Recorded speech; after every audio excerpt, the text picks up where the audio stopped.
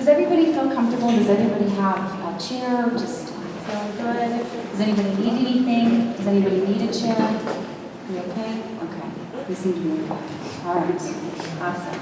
I'm going to turn on my little light because I went blind in grad school. That's what happens. Well, good evening, everybody. Thank you so much for coming out. It is truly an honor to have every single person here tonight. What a beautiful, full, robust room. Thank you for coming to celebrate my first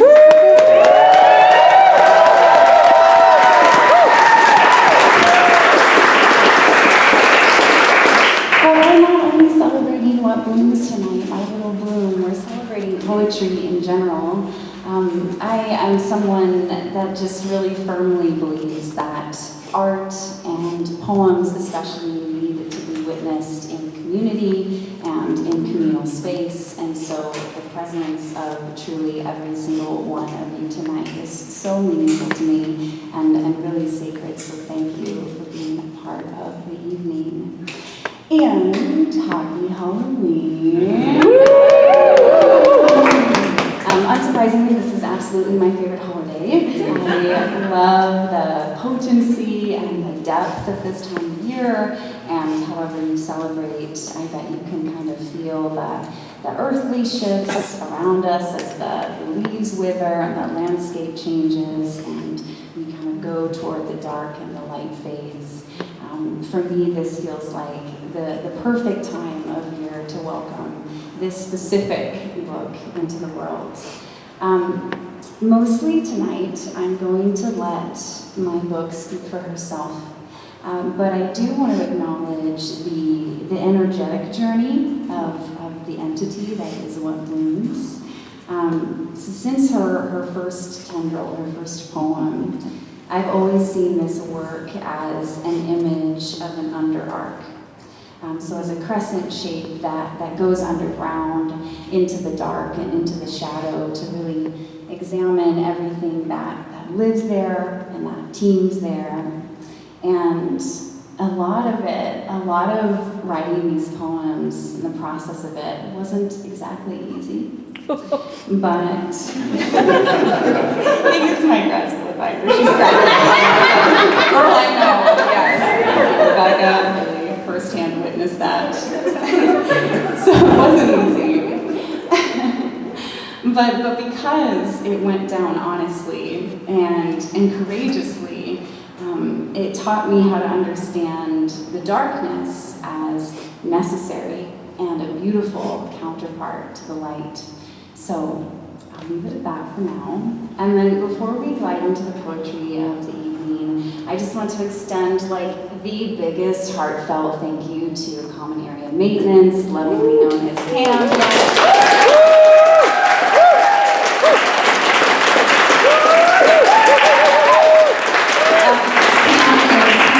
The umbrella organization for Common Objects, which is where we all find ourselves tonight. And CAM is absolutely an essential and beloved community to so many artists. So many of us have worked and collaborated with CAM directly over years, and so we have just such a nice relationship with them, and this community only continues to grow. There are tons of ways to be involved. You can join a mail art program, which for a small donation that supports CAM directly, you will receive these beautiful smattering of lovely art prints every month in the mail. I'm always really delightfully surprised when mine arrive. That's a great way to support them. You can take a class with the brand new writers program that was just recently launched.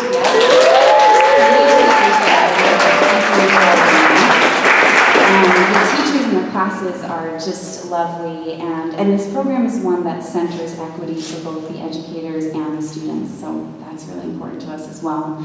And then you can just come to more events, like these, not like these.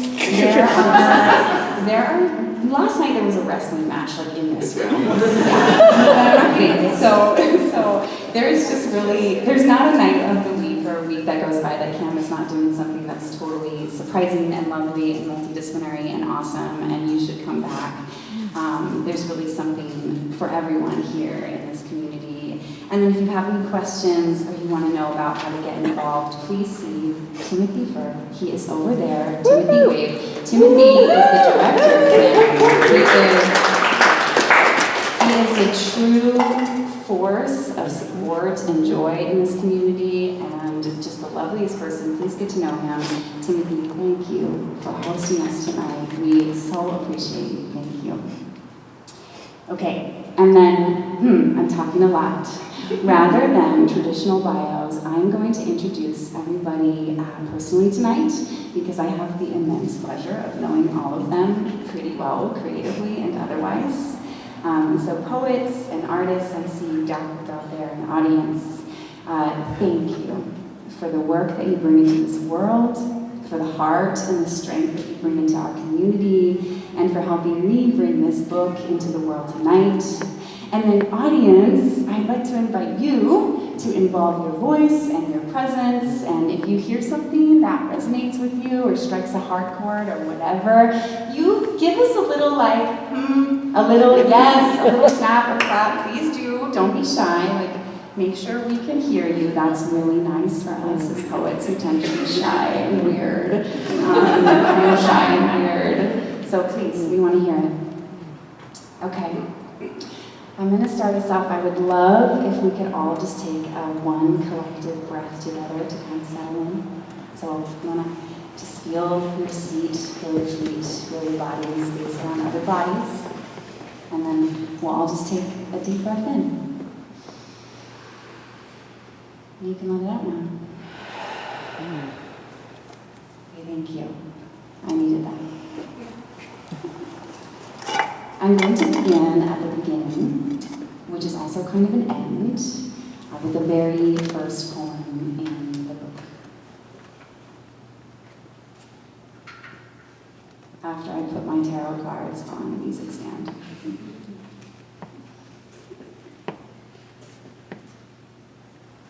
The beginning again.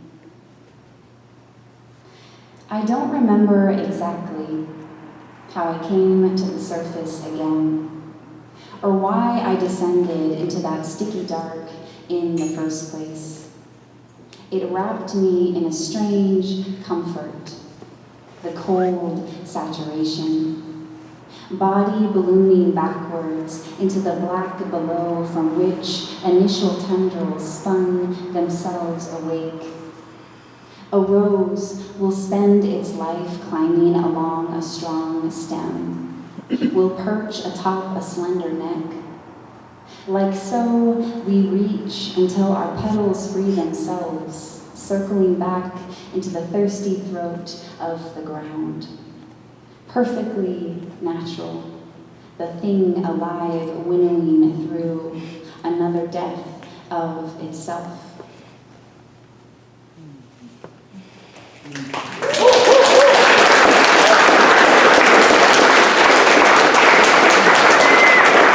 I'm so excited to welcome our first reader up here to the mic.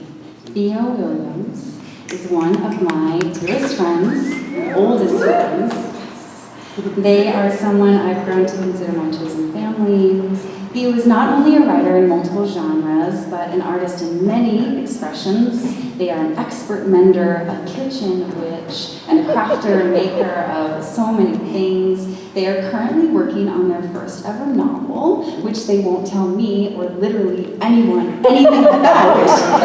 But some fairies have told me that it is kind of well underway, so stay tuned. Theo Williams.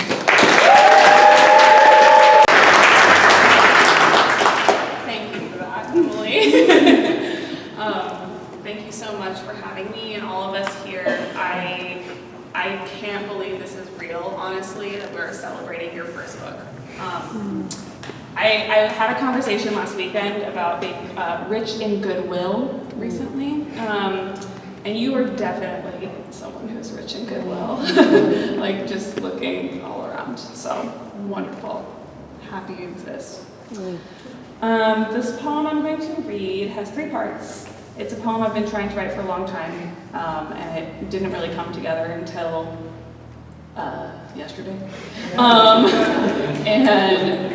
Actually, thanks, it was kind of in shambles a few days ago. But I realized that the first horrible draft I wrote about almost exactly a year ago on the plane on the way back from Joshua Tree, when Emily and I had gone and done a little writing retreat there. So it kind of feels correct for this. My name is a gift I give myself. 1. Questions. What now? Should I crawl back into this tattered chrysalis? Gather these brittle shards into a flaking shell around me? Pretend this old coat still fits? Should I lay my body in silt, let time strip my flesh and freeze my bones?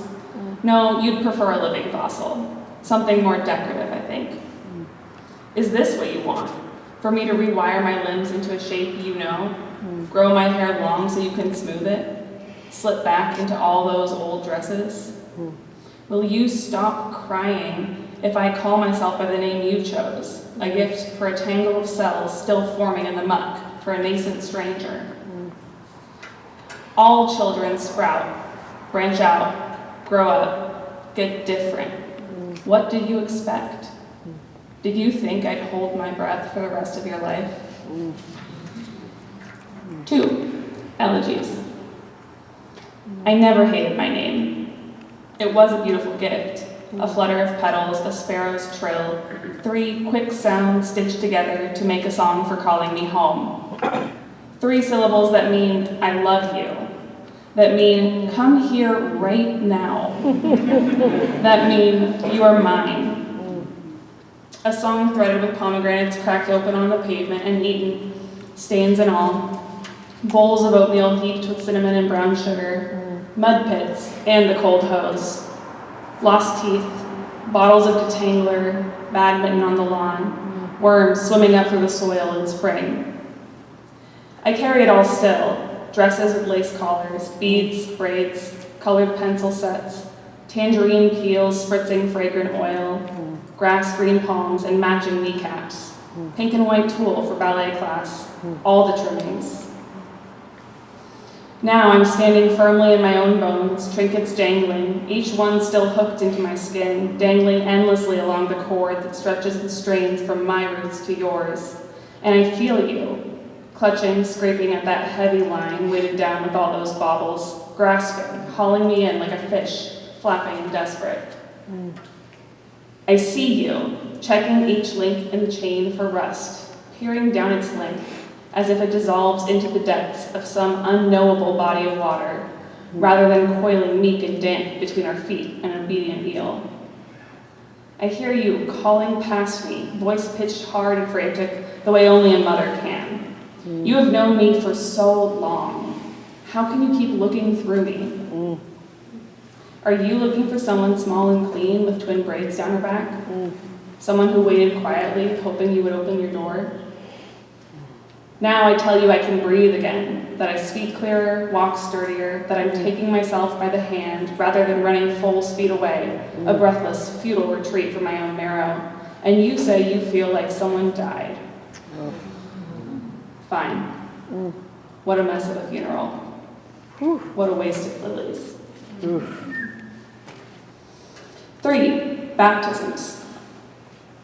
On the way to the courthouse, I carried a new song. I sat in the hall with the other petitioners, holding our slips of paper under sallow administrative lights.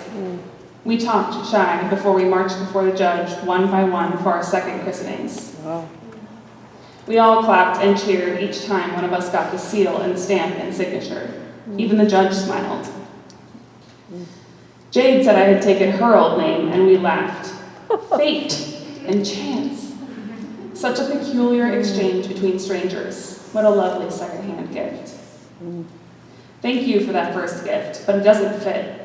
It itches at the seams, and I can't dance in it.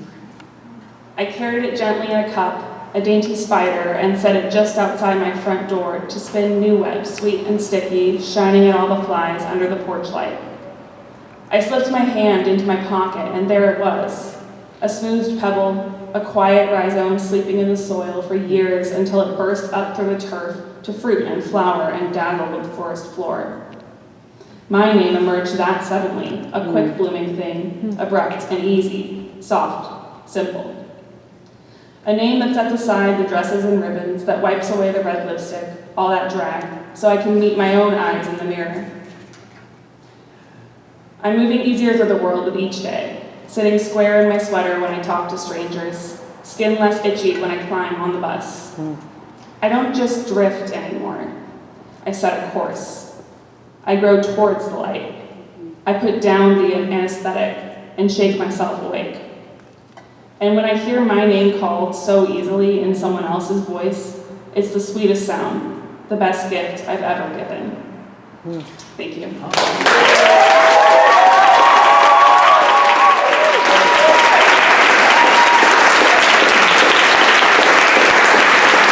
It's a beautiful gift to see poems before they're poems, you know, and that one is now just a poem, and I love it.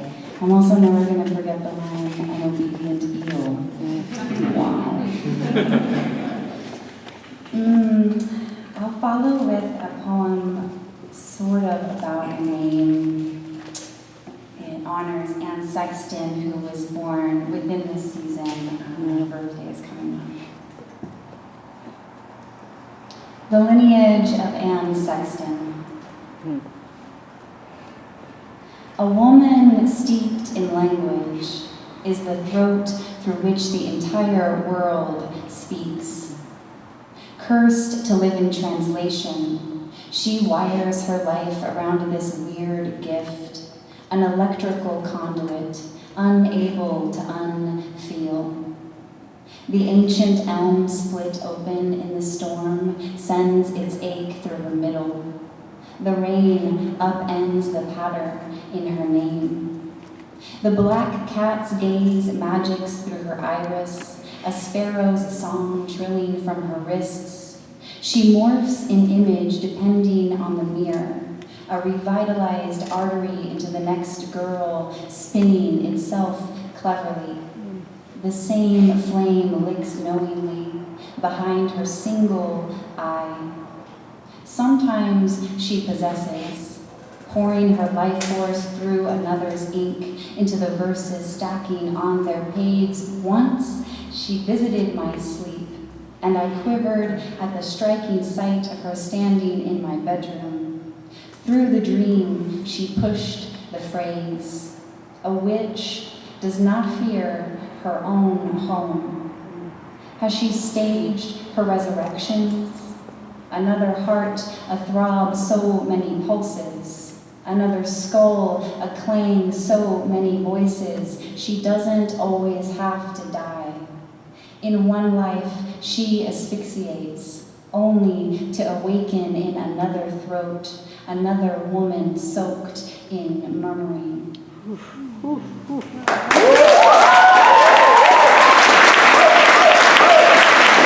The epitome of Southern hospitality in poetic form. Her poems are sweet tea, they get right down to the soul, and they are never afraid to tell it like it is and then some. Sully and I share a kindred love for both Anne Sexton and Sylvia Plath, often bouncing affections like you're the Anne to my Sylvia, the Sylvia to my Anne, back and forth as we practice poetry together. Please welcome Sully.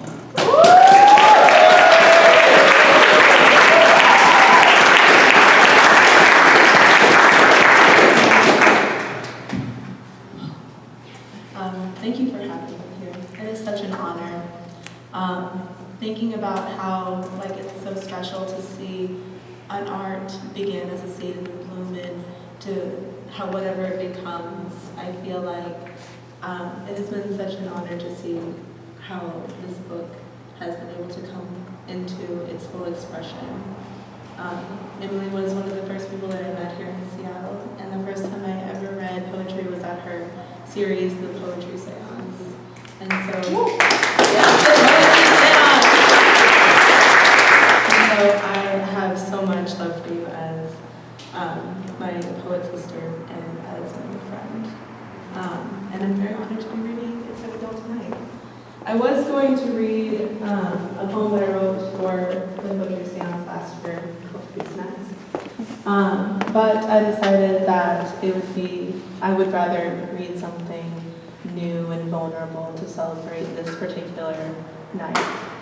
So it is not perfect. It still needs workshopping, but it is for y'all. It is for today. Life is hard, but so is my endurance. That's the name of the game. Finding a balance between the horrors of reality and what keeps me here. Most days I don't remember, but that could change at any second. Some days I hate every step, but I'm not gonna stop stepping now. Spot me. The goddess has beckoned us and we must oblige. 2 skin contact bottles and a pack of our own damn spirit. Deep. We have gathered here today, wretched but not quite wrecked, to renew our vows to our vessels, to renew this thing called life, but this time with vigor. We are going to stop drinking. We are going to get hours of sleep. Yes, multiple. This is the last cigarette until the next time we have a last cigarette. Fall in love all over. Begin again today, after tonight, the next day. Climbing up to your roof, bone knuckle rung by bone knuckle rung. We pick ourselves up over and over again. Your nails in my palm, the sky is our witness. The stars are bloated with wishes, the moonlight is sweating down your dust-damp eyes. The sleepless drummer bangs on our eyes and the airy sun is rolling at our feet, pawing at our solar plexus. The ghost of Anne Sexton left her coat on the foot of the bed. It's coming home with me, but you can borrow it anytime you like. I promise you the same sun that always shows up will bang your line in the morning. I promise I will call you when the leaves dye themselves auburn, when the clouds velvet over everything, and when my heart starts to feel good again. Call my words love, call them illness, call them folly, call them lust, or whatever you'll have it. As just promise you'll call me in the morning, and the morning after that, and the morning that follows. Woo!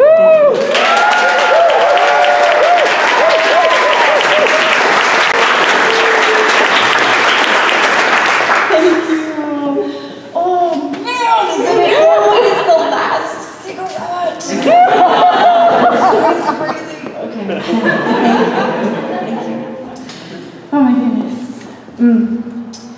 Rebecca Brown is not only an absolute legend in the legacy of Seattle writers, an author of far over a dozen books and literally countless essays. She was also my graduate advisor.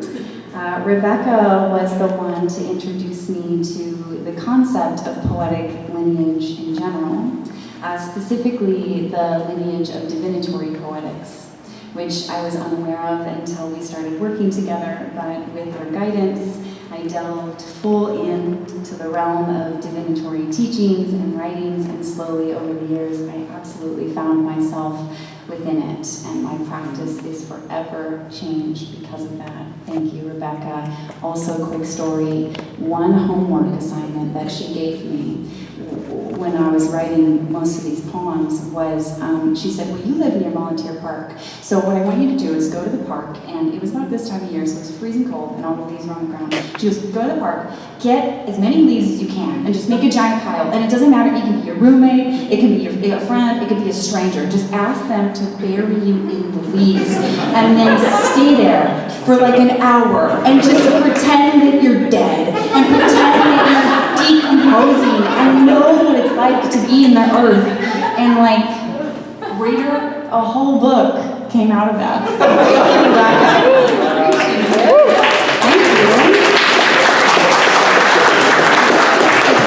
Another thing is that Rebecca and Amy are doing a reading here at CAM on November 24th to celebrate Kristen Nelson's new book, In the Time Away. Kristen Nelson is a divinatory writer. She is amazing, so please come back for that. And please welcome Rebecca Brown.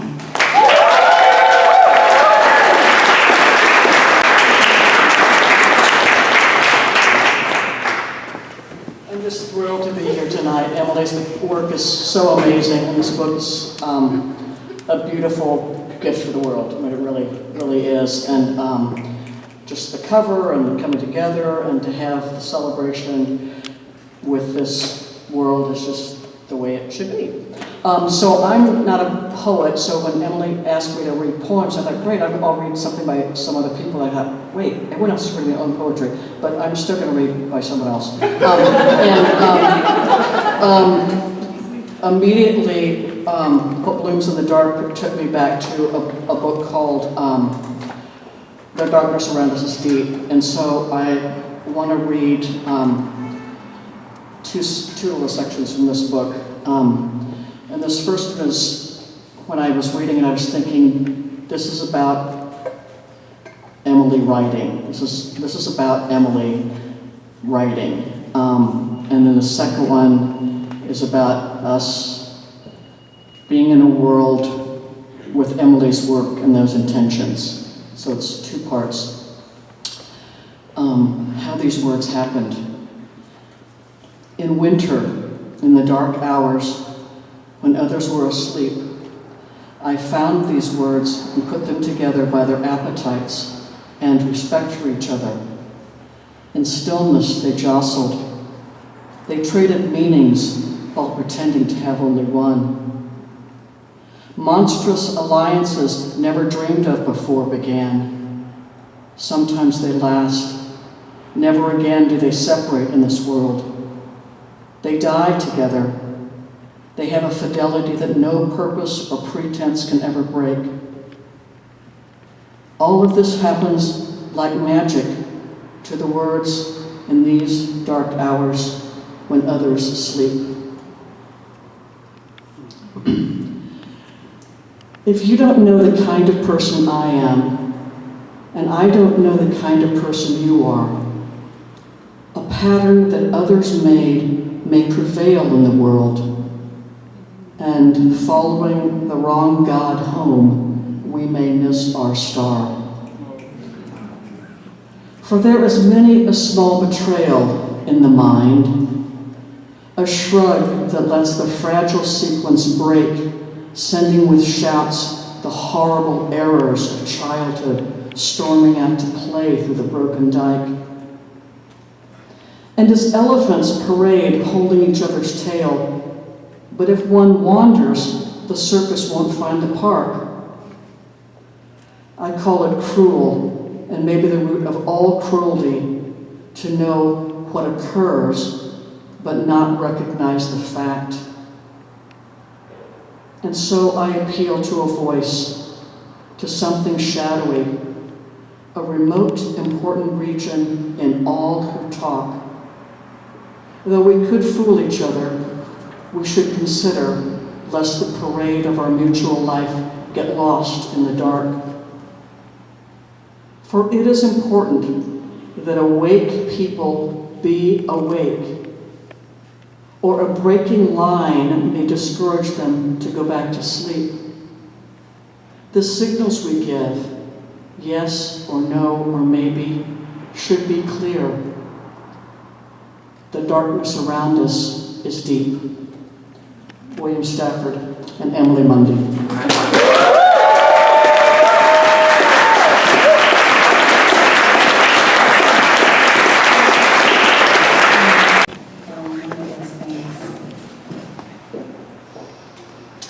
Melanie Noel is perhaps not a poet at all. Rather, she may be a beam of iridescent cosmic light within which you can find fragments of poetry in all non-human languages. Melanie is truly the most ethereally in touch person that I know, an incredible astrologer translating the wisdom of the stars in her readings and her poems. Her work is otherworldly in the most life-affirming way and has steered me well, time and time again, on this mysterious path. Melanie, come on.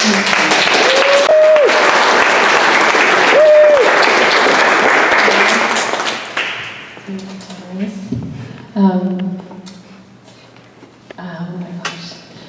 Congratulations So awesome, your book. And it's just an honor to be a part of this at all. Super honored and happy to be among all these readers. And just, yeah, congratulations. Let's see. I just want to say, okay, so I got to read this manuscript at a big table in the West Seattle Library one afternoon this summer, and the light was coming from this window. It was going across slowly, so the angles were changing on the table over the poems, and then I would come across these lines like, just when the sky is eaten clear of light. I'm totally taking these out of context, but you get to see them how I saw them. Sometimes they would just be really brightly lit. Blush peony swigs a shadow hidden in the dove wing of the fog. There is the pulse, there is the light coaxing the inevitable life from each little grave. Each hue is a space possessed. So I got to do that. There's some books. Yeah, you get to do that too. Okay, but then I thought what I would do, because the other thing that was so amazing about this book was the titles. So I thought I would do a kind of a trailer for the book and read the titles. Okay, this is the table of contents.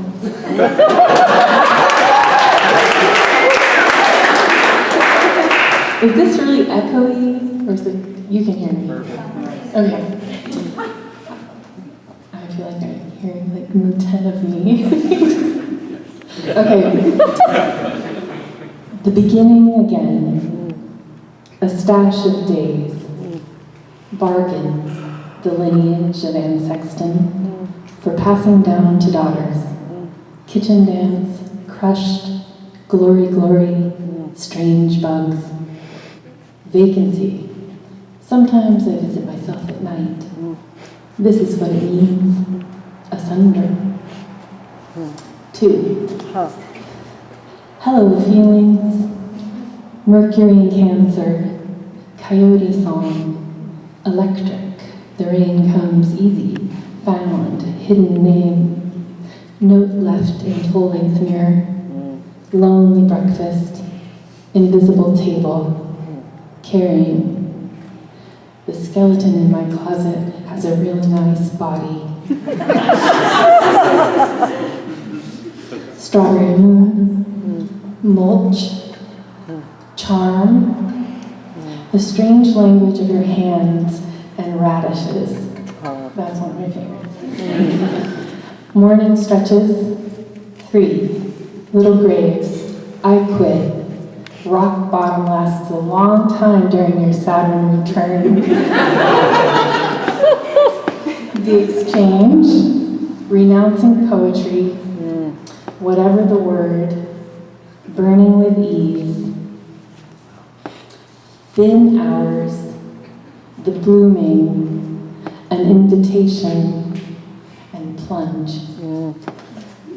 Okay.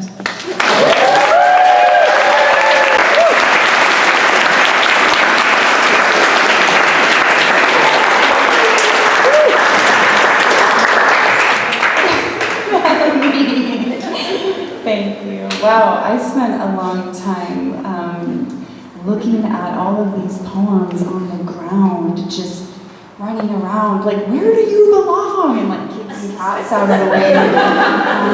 So it's nice to hear them in order. What a gift. I want to read a quieter poem. This one is for Melanie. She said to me that she particularly liked it, and at one point it might have lived near her writing desk, which is like the biggest compliment. So it is called Asunder. All day it beats, unbeknownst to the muscle above it. I found it on the full pink moon, in a surge of electric yes, when it hard knocked till I cracked open sternum and asked, "What is your name?" "I am your second heart." the current in your vein. So I lay still but pulsing, swaying deep into a reverie of unremembering all night. Beneath a milky light, I washed myself of wanting with white lilies, only to wake sticky with sweet nectar. I am your second heart, made of the wet soil and swallowed songs of morning birds. Your next breath, I slip into its ragged meadow.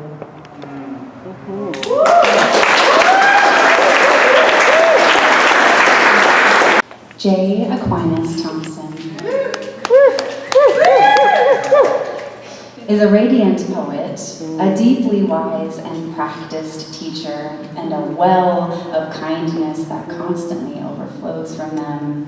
I will never forget Jay's book launch for their work, The Resurrection Appearances. You can get a book over there, in which they had us all write lines and resonances and impressions that most captured us. That is the sort of attention that Jay's poetic example has helped me hone. It's one that illuminates all of the threads of our connectivity. Please welcome Jay Thompson.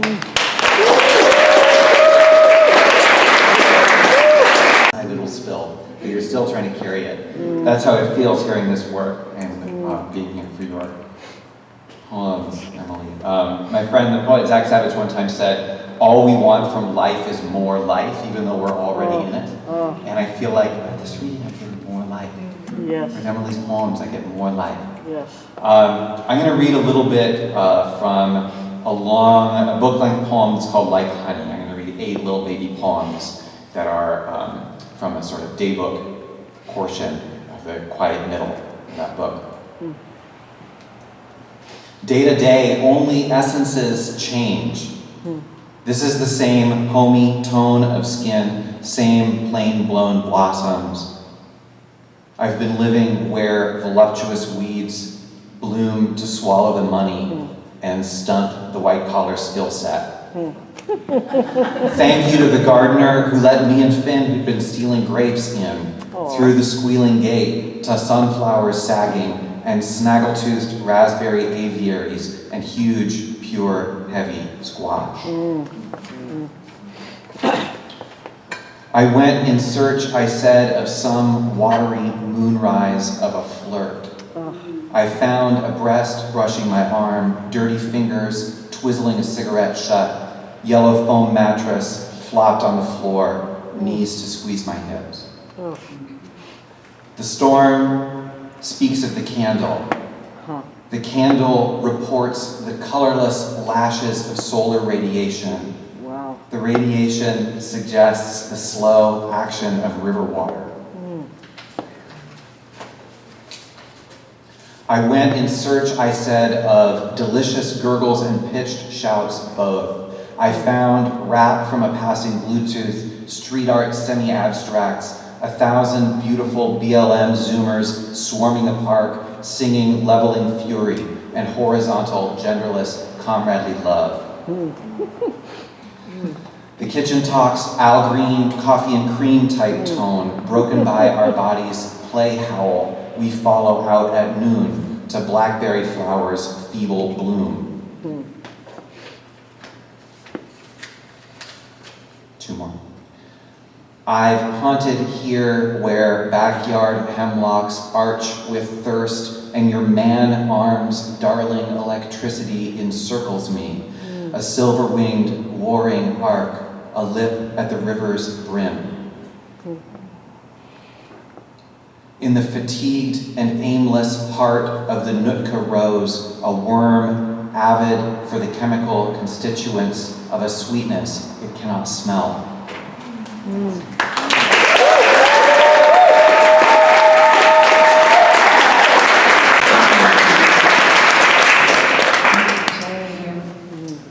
The storm speaks of the candle. Wow. Gotta get turned around here.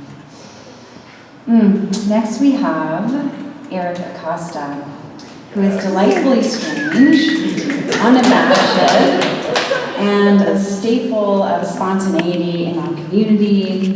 He has single-handedly sustained the robust series of poetry for almost 3 years now. Yes, so good. Staff on poetry. Putting on at least 2 readings a month with many projects and collaborations splittered in between. Y'all, the sheer willpower and organization behind all of that continues to blow my mind every season. And what I love most about Eric is that no matter what parameters, like the biggest air quotes ever, that are put around a reading, he is going to surprise you. So Eric, what do you have for us tonight?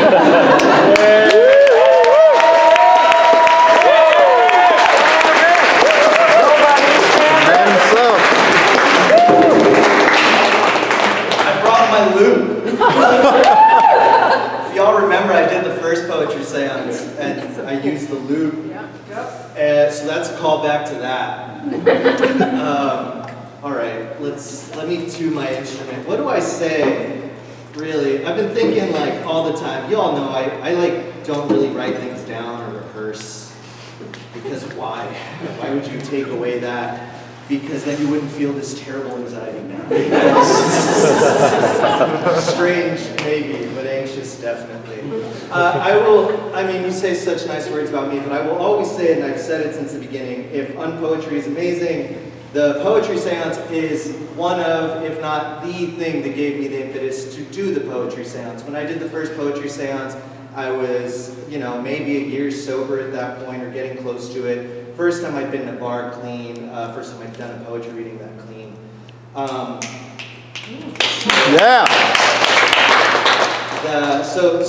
To be in that atmosphere, right? To read a poem, to be amongst all these people, many of whom are my close friends now, and collaborators that I've worked with since that, right? So if Unpoetry has done anything, and if there's any credit for that, it should be given to Emily, and I will say that forever publicly and forever to everyone. Emily has been so wonderful to know. This year I've gotten to know her more. We've had coffee, we went to see our Aaron, that was fucking nuts, and then we did Unpoetry at the Fry, which I got to do all these rehearsals, which is just Emily, just hang out with me. But yeah, let's write poems, for sure. Let's do that, right? But I remember the last time we did it, and I don't know if you knew this, I don't know if I said this out loud, but I tend to spin, see, not rehearsing, right? And on Poetry at the Fry, so many moving parts, and now we have to hand people stickers. There's a whole fucking thing, right? Emily, just my rock in the storm. And I remember coming home and telling Sully that, and I was like, and as you were talking, I was like, holy fuck, I'm so glad you're here. Because you helped me so much through that. And I swore I wasn't going to talk longer than the poem, but here we are. So let's do this, huh? I've ruined the camera angle over there. I've ruined the microphone situation here. Oh, god damn it.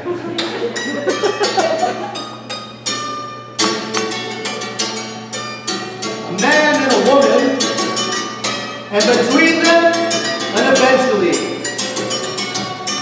cigarettes at 45-degree angles, and on the table, way past gasping, now just still atmospheric, there's exerting a gravitational pull, the thing that once was. Ooh, chopstick failure. Doing so well. Damn it, it's so dramatic. Fuck. All right, don't worry, we'll get back to the riff machine.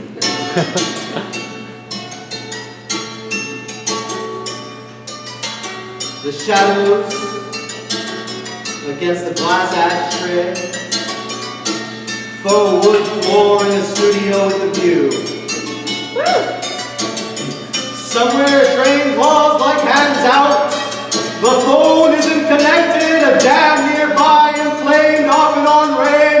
The apartment is permutated. The couch is even. Used condiment packets, the uncarnal smell of cooked beef. The ghost of Else enter the freeze, a room full of ice statues, and they walk around them and stop and discuss and marvel at the courtroom memory. Exhibit what was. They sit across from each other, long past talking down. These two bodies, they're sitting across from each other, a man and a woman, then once more out to what's next. the chiromancers searching. If their body were Z, they'd be perfect. There was leaving in their beauty. Growth setting boundaries. They light cigarettes and stamp them out. The effort to put every sected multiplicity and purpose, gluing and plastering back a broken mode. You can call it a tent of books, you can say where he led, but never chose to relieve that momentum. The still leaks and roofs, the windows and pipes, each multicellular filament of thought. They keep moving on and on, layer after layer. Insistent apartment moisture. Cross-reference hemp fungus that grows in the form of hyphae, dwells on paper products, cardboard, ceiling tiles and wood, also in dust, paints and wallpaper, insulation, drywall, carpet, fabric and upholstery, avoidance entered through open doorways, windows, vents, and conditioning systems. Each mold semi-precious. I'm sure you'll find what to do with the produce in the fridge.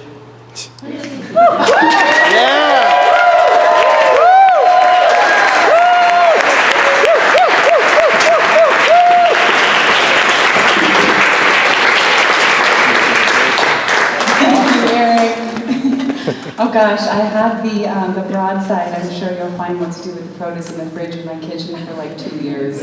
I often did find what to do with the produce in the fridge. Thank you, Eric. It's always good to just have a little bit of chaos. We all have a little bit of chaos in us. It's someone that I met in this very room back when it was all still spacious bones and lots of dust everywhere. And immediately I could just sense that they were a quiet force, but one to be reckoned with. Dia's work is subtle, but so fierce. It's raw, it's riling, and I'm always aghast at the lines that they so casually drop in the middle of their pieces with such cool confidence. I have a lot to learn from Dia. Please welcome them, Dia Roth.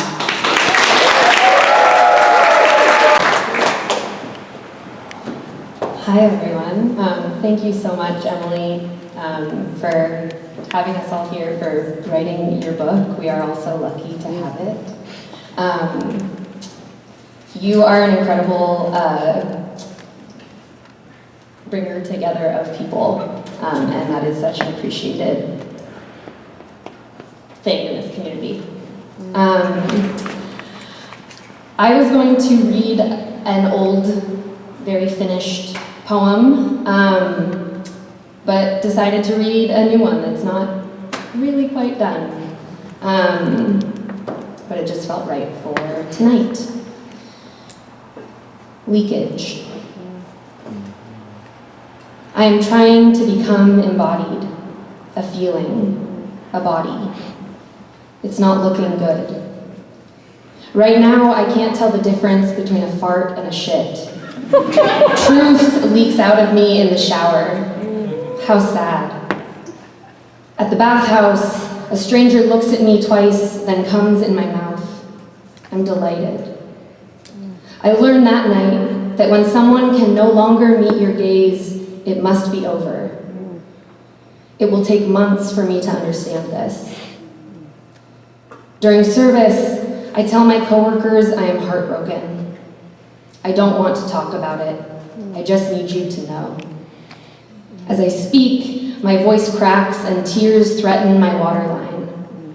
For the next 5 minutes, it feels like no one will look me in the eye. I must have made them uncomfortable with my involuntary oozing. But later, the sun shines sideways and a dark cloud spits rain. Dia, have you seen the sky? Go outside and look at the sky. Oh, lovely.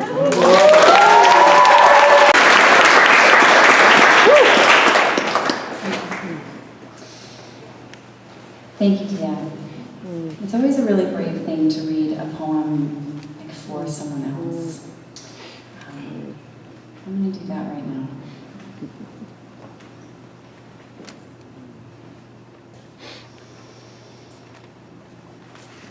The strange language of your hands and radishes.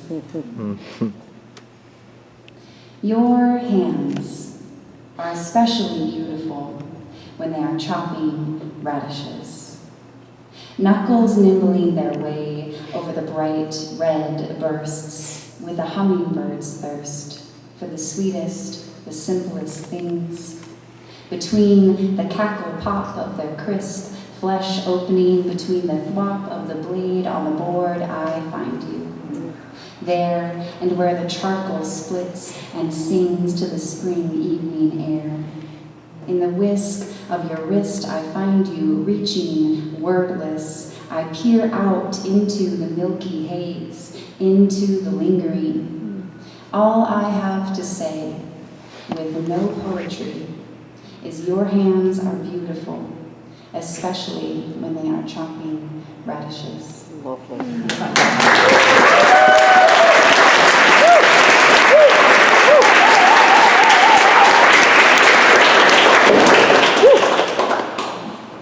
Corbin has the heart of a true poet. The words that always come to mind when I think of Corbin's work are grit and grace, because he weaves them together with such earned persistence of spirit. His poems and his music hold so much power. To me, he is a living example of what it means to conjure healing and redemption through art. Yes. Please welcome Yes. Corbin Lewis. We love you. I'm so glad to see you. I'm so fucking stoked. Everybody, definitely buy a book. Your poetry is fierce. It was so funny. I was thinking about what to say. Grace, fierce and grace was the words that came to mind. I feel like you're truly a leader in contemporary poetry at large. I've been at readings for 20 years in Seattle, and when I'm at your events, I'm like, this is poetry now. In my 30s, you've given me like a platform. You like let me be part of your readings in my 30s, and I feel like you've literally given me a voice in that way. And I feel like nothing's really deeper than that. It's just so meaningful. So thank you. I'm gonna write a poem soon that's so intellectual. You're all gonna think I'm fucking awesome by the end of it. It's gonna have metaphors where my heart is a machine gun or a fucking rocket launcher, and I'm pumping red hot human blood into the poem, and I'm talking about like love and sex and deep shit, like the government's fucked up, but we're gonna take it over, and not in a alright way. We're gonna take over the government in a regular way. Like the Sex Pistols wanted. And then this poem I'm gonna write is basically a Rage Against the Machine song. It's a mini concert of my last 2 brain cells, because all my life I've been a raging drug addict, and I took enough heroin and coke and meth to kill Jim Morrison 2 more times, but somehow I'm here writing poems with fucking crazy shark allegories. And pirates fighting robots, and the pirates win and destroy all AI. The pirates destroy Google and crash the stock market and reverse student debt to pay for school lunches. I'm gonna write this poem soon. Not yet, I'll get to it, but I'm gonna write it soon. And there will be 30,000 cigarettes in it. And an unlimited supply of Mountain Dew. Code Red. And a romance as well. The story of my life, an ultimate search for a sexy artist lover who I find in a bar on fire, and we kiss in the smoke, and the world blows up, and we don't turn back to see the explosion. Fucking classic. Chuck Norris kind of thing. The poem right now is untitled. But what's for sure is that in this piece, I don't have psoriasis or a leaking bladder, and there's no autistic meltdowns. I'm just cool and funny, and I wear sunglasses a lot.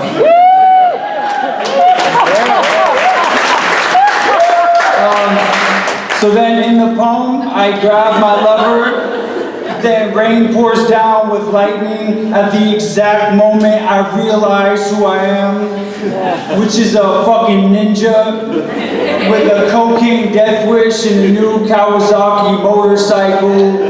200 miles into the sunset, then into another sunset, and the moonlight looks all fucking crazy on the backs of snakes, and my lover has a snake tattoo and a red dress, and the revolution is near, and the poem will explain how all of this is related.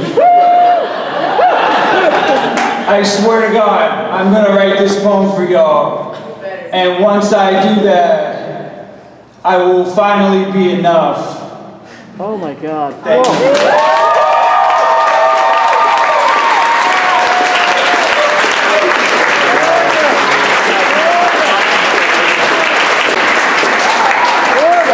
Don't we all just want to be cool ninjas that take over the government? And the revolution is here, it is now, it is near. Yes. Oh, thank you. Thank you, Corbin. Connor Cash Colbert has written poems that have literally made me jump out of my chair and yell at him about how much I love them. He is another multi-talented singer and musician in the lovely local band False Hemlock. I think I see somebody else with False Hemlock. We love False Hemlock. But as a poet, is truly after my own heart with his deeply Aquarian care for all living things in this world, and never afraid to point directly to the absurdity of some of it. Connor, come up here.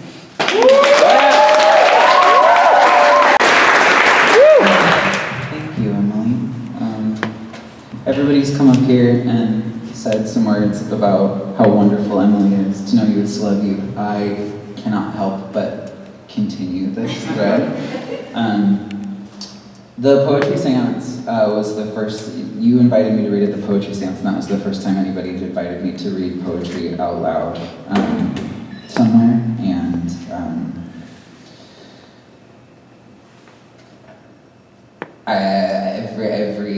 all of poetry since then for me in the city of Seattle has followed from that. So thank you for that. I love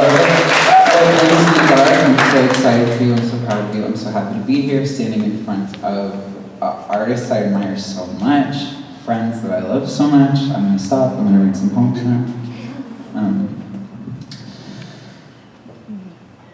Chariot. The truth is you're without. Got no juice, waning, potholes and rain, loud as angels. And you know this, honey, you're no fun one, beating color deep between ridges, hawkish and grim, so big, important, so sharp in hand. You don't like this? You don't like what's happening now? So do anything, 5-minute anything. How many? How many dollars? How many torched hammer orange mornings? Who asks such nothing of you? Who else knows that river grinding through stone? You see, I understand these things. And I understand you like marble. Diamond bit, baby. Liquid and starlight. You know these gasps of gasoline percuss our power molecule by molecule. Listen. It's king tide. It's lunar. Don't be so stingy. Just history, honey. That's just how this family works.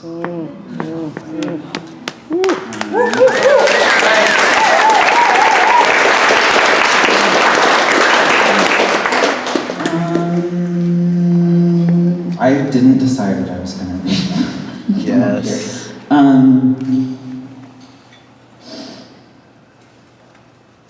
This is a poem called 100 Smooths.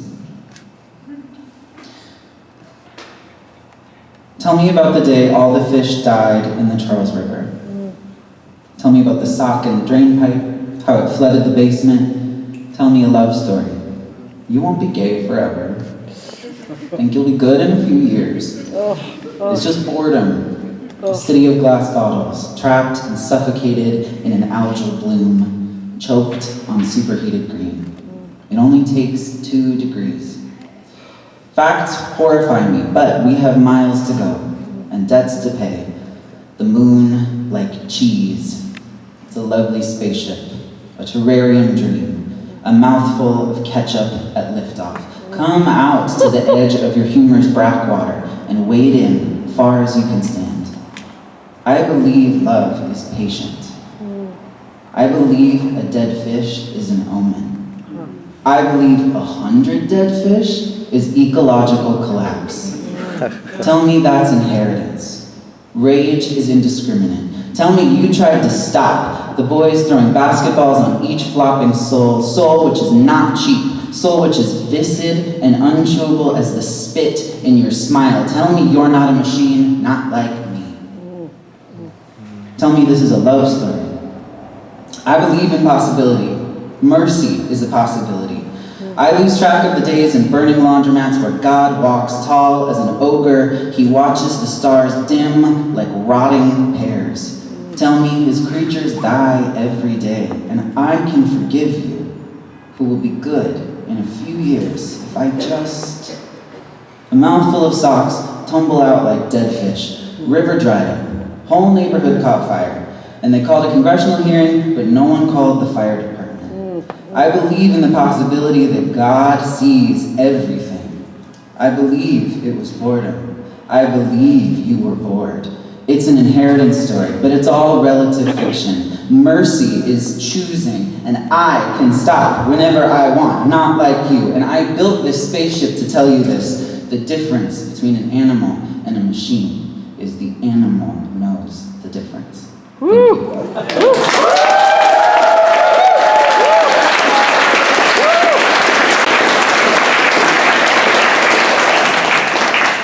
Thank you, Connor. Yes. Thank you for bringing the moon into the room, because for Connor and I, everything is lunar. Thank you. I'll read one that Connor's writing in general kind of inspired in me. Renouncing poetry. Doesn't it make more sense?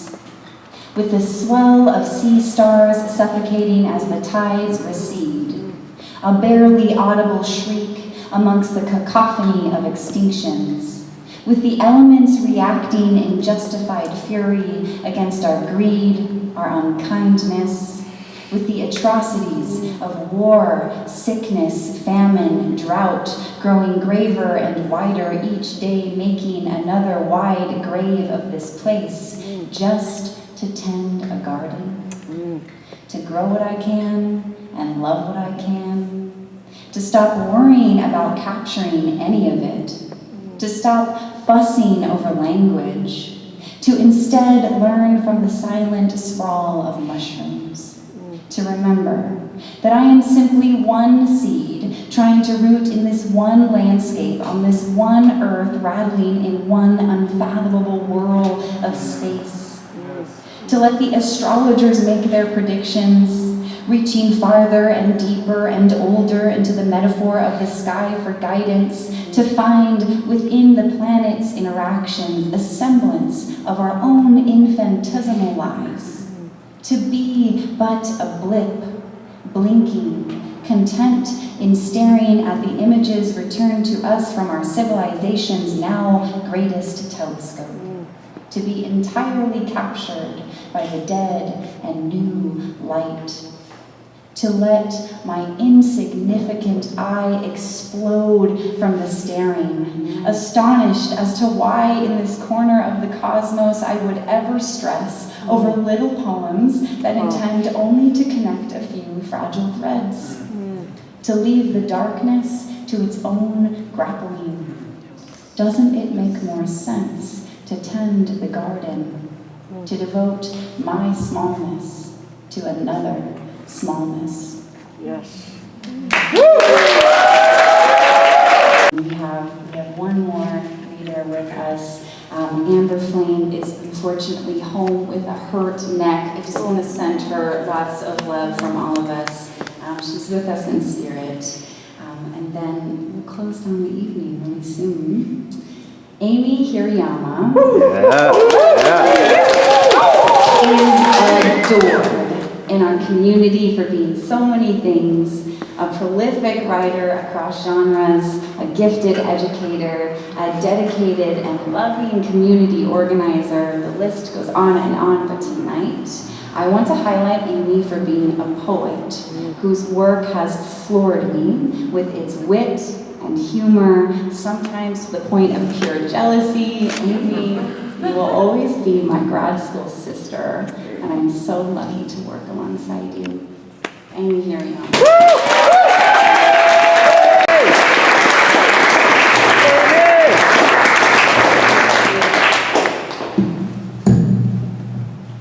Thank you, Timothy. There are those people who get lodged in your heart. There are a lot of them in this room right now. And then there are the people who get lodged in your heart, and when your heart stops working, they're in there, like pumping your blood for you. And so that is you for me, Emily.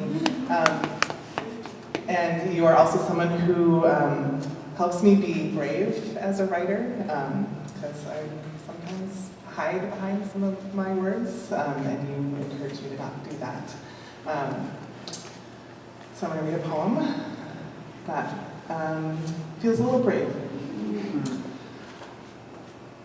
Mother's blues are bruising, admonition flung in song, dark notes milked of sorrow, till all that's left is gravel in her throat. When mother sings the blues, she sweats and glows, all the living room's a stage, and we sit rapt the way we never do when she's just talking. She lines our clothes with lyrics, and blues chafe our tender kid skin, which is not the worst thing that's ever happened to us.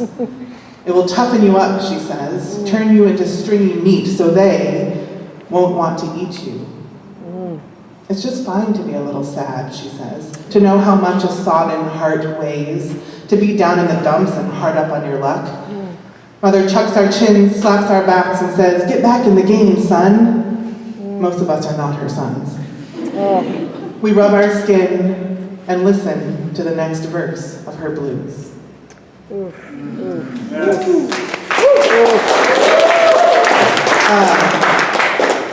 Since I'm the last reader, I can't transition the sad mom song or poem, so I have another poem.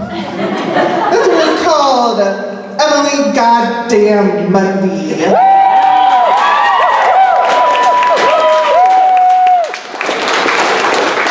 Tonight for Emily Goddamn Mundy. Yes, we are. Our poet, our diviner of the dark, our golden thread to follow through the night, who coaxes words out of our mouths, the ones we are afraid to say, the ones we keep behind closed hearts, the ones chained in our attics. Wow. She gives them dusk's cool air, black dirt and water from deep springs that bubble up in songs of longing. Because of her, our broken words can drink and breathe and guide us into morning. We ask Emily to ask the gods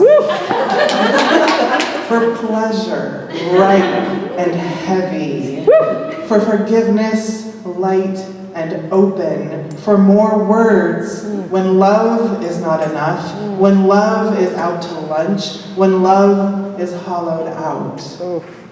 Because they listen to her, while we are just her acolytes, lighting candles, building altars, honoring the moon, just like she taught us. The moon, sister, mother, lover, beacon unfurling in the sea of sky, she's woven light into our Emily. Yes. And gifted her to us. All praises to the moon and to her favored child, our own goddamn Emily.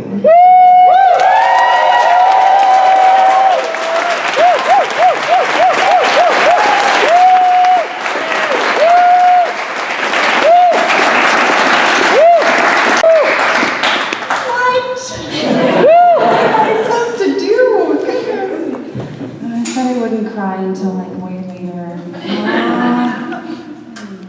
Thank you. Oh goodness. Oh man. Okay. I want to take a moment to shine a light on Esther Loopstra. Where are you, Esther? Esther's in the back. Yeah. Esther Loopstra, yes. She is the book's cover artist. Woo! And it is such a beautiful piece that she made. She so intuitively tapped into the essence of this book and for me really captured the spirit of it and her creation for the cover, and then also the 3 internal illustrations just so perfectly represent this underarching journey that we go on in this work. So thank you, Esther. Her practice is infused with poetry. She writes lines of poetry in many of her paintings, and she's a wonderful poet herself. She's full of mystery and deep attention to things unseen. So I highly encourage you to visit her for a print and to spend more time with her work in general. It's certainly mystical and teeming and very rejuvenating. And now I'm so excited to welcome musician Rand Park to the piano to perform a few pieces alongside me from our recently released piano and poetry EP called Sponge, and a few one piece at least of her own. Sharon is someone who brings a sacred intentionality and thoughtfulness to the whole of her work. Always interested in how to bring more healing and justice and connectivity into our larger society through art. Her compositions were loving backdrops as I wrote many of these poems, and I return to them like constantly, like every day, when I need to be lulled gently into a greater sense of holding and being held. Please welcome Rand Park.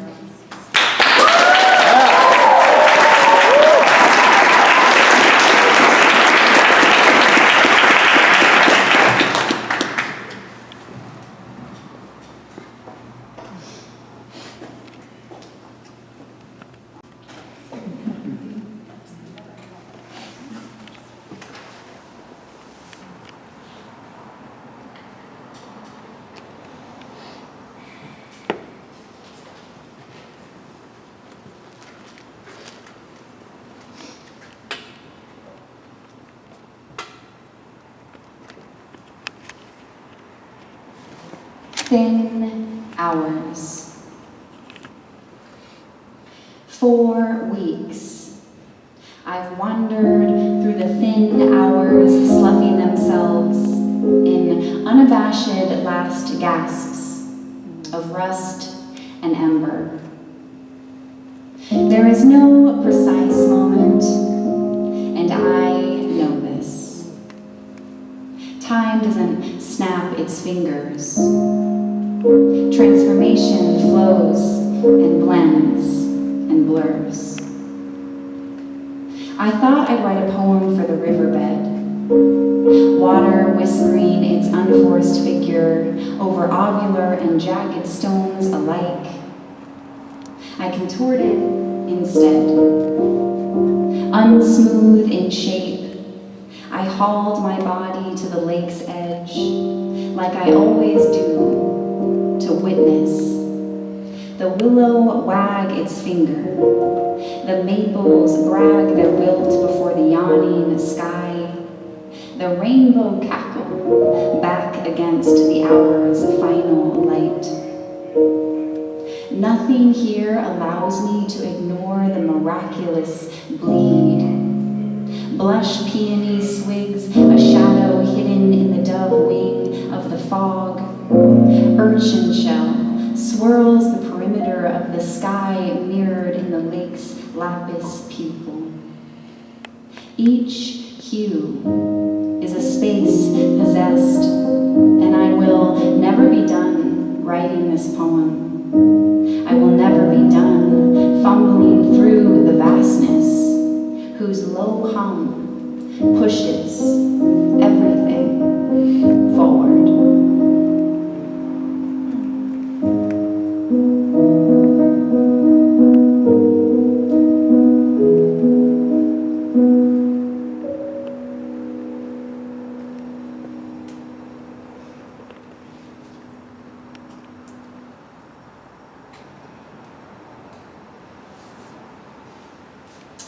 This next piece, I thought about not reading tonight, but I understand it as essential to the book itself, so I'm going to offer it. And I'm so glad to have Sharon with me because I don't think I could do it without her.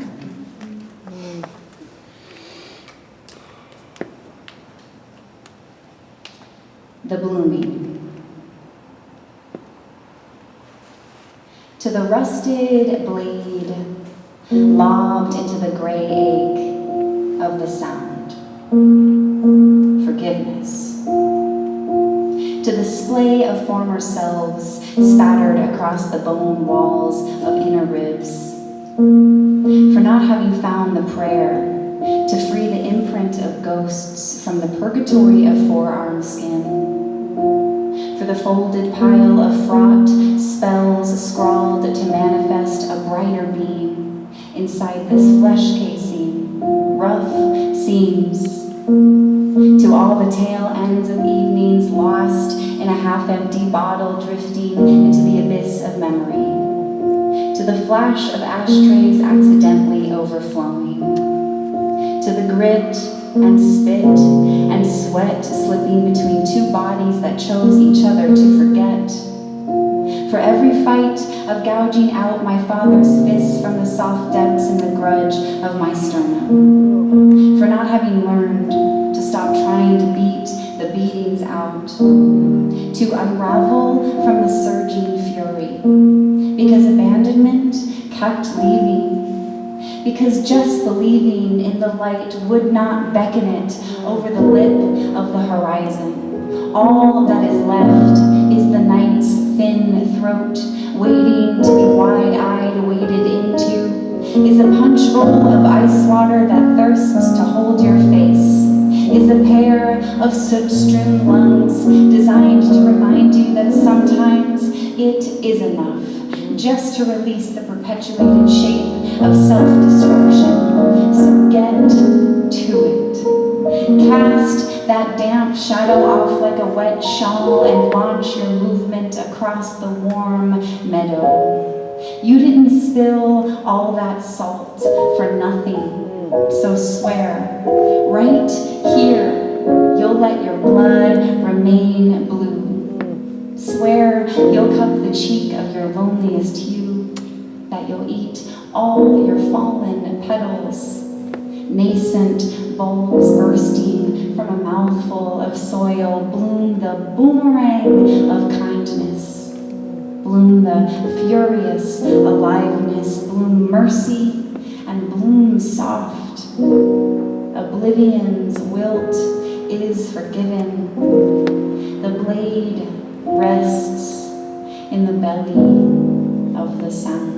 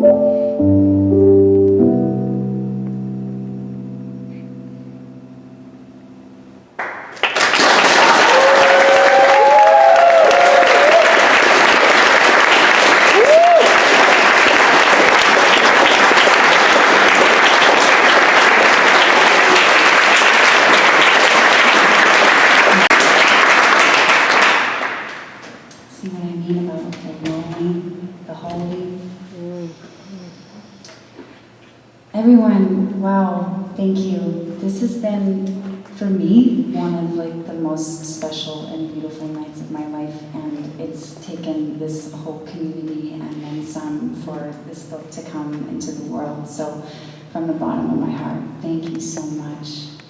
I'm going to read the last poem in the book to wrap up our evening together, but before I do, I want to offer 3 thoughts to take with you, and they are lessons that the book taught me, and just take them as you will. The first is that there are surprising gifts within the difficulty of every lineage that we find ourselves in, and we just have to open ourselves up to receive them that way. The second is that growth only continues to beckon, and that cycles repeat for a reason, and therefore transformation is always available to us. It is never too late to choose renewal, to choose a new life from the inside out. And third, love is a powerful and palpable force. And the world absolutely needs more of it, so please love yourselves and love each other and walk each day with a keen awareness of all the love that is around you, because that is how we are going to carry the light.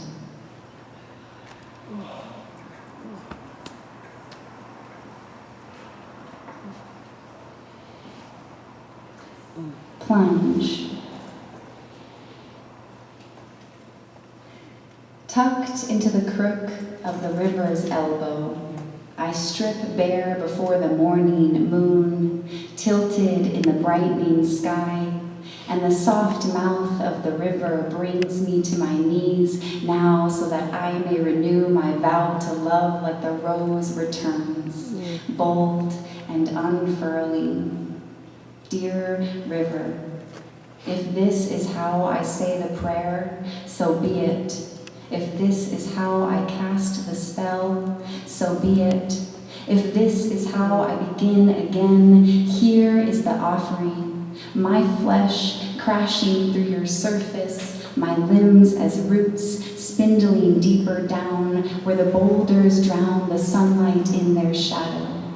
River, I descend deliberately.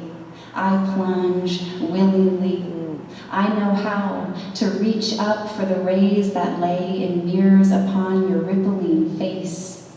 River, I know how to emerge into the night, soaked and breathless, under the stars appearing one by one to fill me again with their prickling light. Woo!